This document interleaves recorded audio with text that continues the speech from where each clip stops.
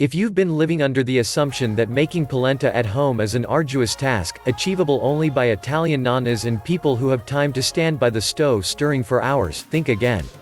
Not only is polenta one of our favorite ways to make a fancy-ish meal out of the leftovers hiding in our fridge, we see you, wilting kale, it's also filling, cheap and surprisingly easy to whip up. Here's how to make polenta at home without stirring for hours and hours.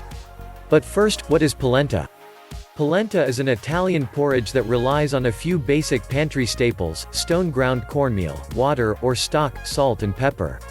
It's similar in texture to southern grits, but it's made with a different type of cornmeal, so it isn't quite as creamy. Wait, there are different types of cornmeal? Yep, most grocery stores stock two main types, cornmeal and polenta. There are even different types within those groups, like fine and coarse ground cornmeal, but the most important thing to know is that polenta is coarsely ground, and you should skip the regular, run-of-the-mill cornmeal in favor of one that's clearly labeled polenta.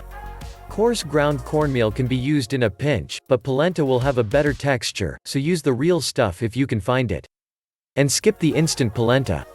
It's pasty, mushy and not worth the shortcut. Polenta can be dressed up as much as your heart desires, adding butter or Parmesan cheese, or both will make it more indulgent, but even with just the essentials, it's equally delicious. The secret to foolproof polenta? It's all about using the right ratio of liquid. What is the ratio of polenta to water? Forget what the package tells you, because it almost always errs on the side of too little liquid. Less liquid means the cornmeal won't have enough time to get tender, so you'll be left with either gritty polenta or a gloppy mess. For a firmer porridge, use 4 cups water to 1 cup polenta. For a looser texture, use 5 cups water to 1 cup polenta. It seems like a lot, but trust us. How do you know when polenta is ready? When your polenta is done cooking, it should be thick enough to coat a spoon but not so thick that it's solid or congealed.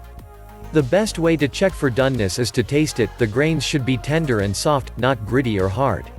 How to make polenta in 2 easy steps. Cooking polenta is not as high maintenance as you would expect. All it needs is regular stirring and careful heat. 1.